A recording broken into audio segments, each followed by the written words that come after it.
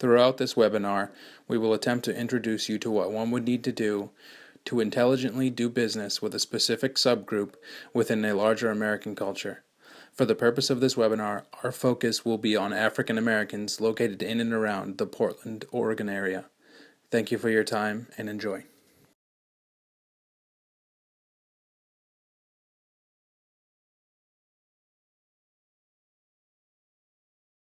In the late 1800s, often African Americans were banned from the state of Oregon.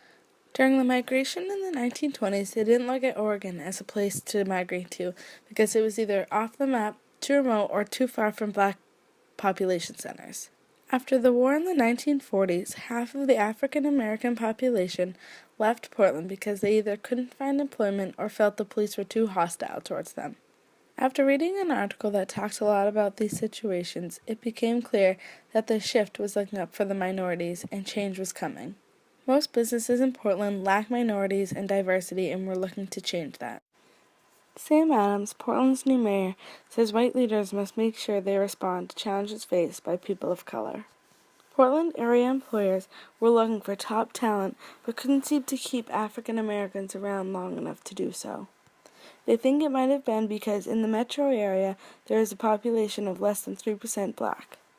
Angel Anderson, an African American software engineer from suburban Chicago who was recently recruited by Intel, a company in Portland, said, "A lot of my friends and other minorities come here to Portland thinking of it as just a stopover. They get recruited for these jobs but end up leaving the state within a year or two." After some other research, it became clear that it was temporary because they were the minority. They felt they would rather be in a place that was more comfortable for them and where there were a lot more people that they could relate to. Now, since things are changing and companies are looking for more diversity, they are hoping that African Americans will be willing to stay a little bit longer. Since Portland's new mayor has put this minority issue at the top of his list, it looks like there is hope for the African American subculture in Portland.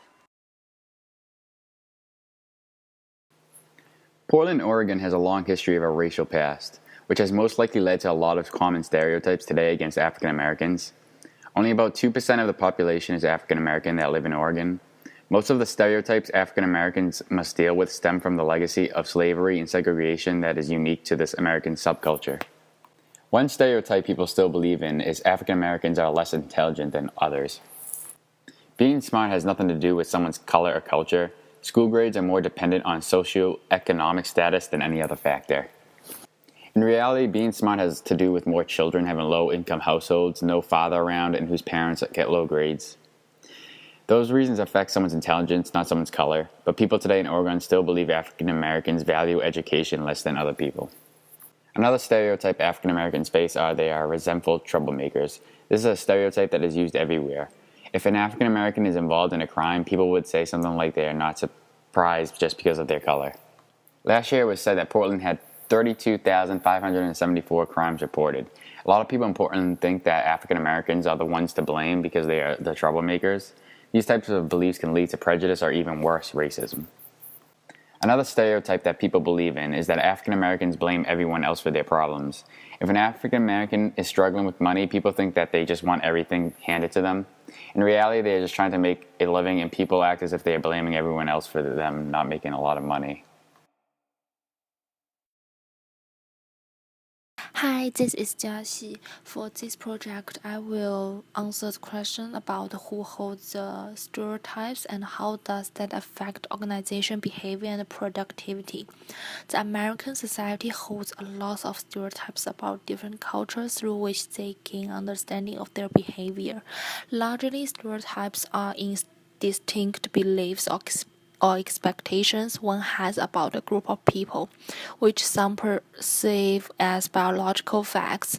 African Americans are a distinct cultural subgroup with the larger American population, which endures some harmful stereotypes. For them, stereotypes had been part of their culture since prehistorical days in which slavery was the norm. Both Americans and other cultural subgroups in the United States geographical areas hold stereotypes against African Americans, largely since white people were slave owners before the abolishment of slavery. They are the main culprits of such stereotypes. For instance, slaves were perceptibly happy and ignorant people who were ready to serve their masters. Of all minority groups in America, African Americans endure the worst form of prejudice. They may fail to enjoy economic and social advantages such as lower employment rates and lower remuneration. Stereotypes affect organization behavior and productivity in negative ways. The stereotype that African Americans required supervision to show efficiency in the workplace is misguided. It affects organization behavior because some employees may endure victimization owing to generalization. The probable psychological effects of stereotypes on African Americans may reduce their ambition and honesty to feedback.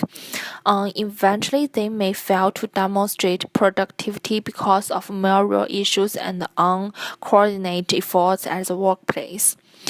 Negative expectation and stereotypes have an unconstructive effects on performance levels. In addition, an organization may fail to employ African Americans in managerial or senior positions because the stereotypes it holds, rather than because of merit.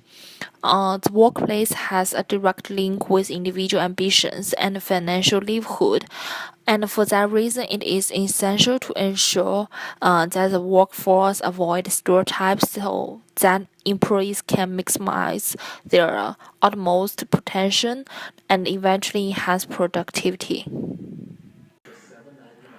According to the 2010 census, there are 583,776 people who live in Portland, Oregon. These people are organized into 235,508 households. The census reported that the city is comprised of 76.1% white people, 7.1% Asian, 6.3% black or African American people, and 0.5% Pacific Islander and 5% from two or more racial groups. So when looking at the subcultures, you could say Asian people can be viewed as another subculture. Since African Americans have stereotypes that are already made about them, it may make them more susceptible to have their own stereotypes about the majority culture or other subcultures. One thing I find that was interesting is about how some African Americans stereotype white people as being untrustworthy or backstabbers. This says that the African Americans view white people as people who have been raised in a culture of white supremacy. Some African Americans believe that white people are untrustworthy and will not be loyal. Years ago, white people had owned African Americans as slaves before this was abolished. It may be in an African American nature to have the prejudice that white people are in fact untrustworthy because there are discrimination against them in the past. When looking at the organizational behavior aspect of this, it may be hard to have white managers working above African American workers. If the manager is strict, the African American may be more eager to prejudice his boss. Similar to question 3, if prejudice is in fact occurring by the African American person, then there may be more likely lack of ambition and honesty to feedback. To be very plain, prejudice can break a company. If people are being prejudicial towards another worker, then this can kill the flow of ideas from management down.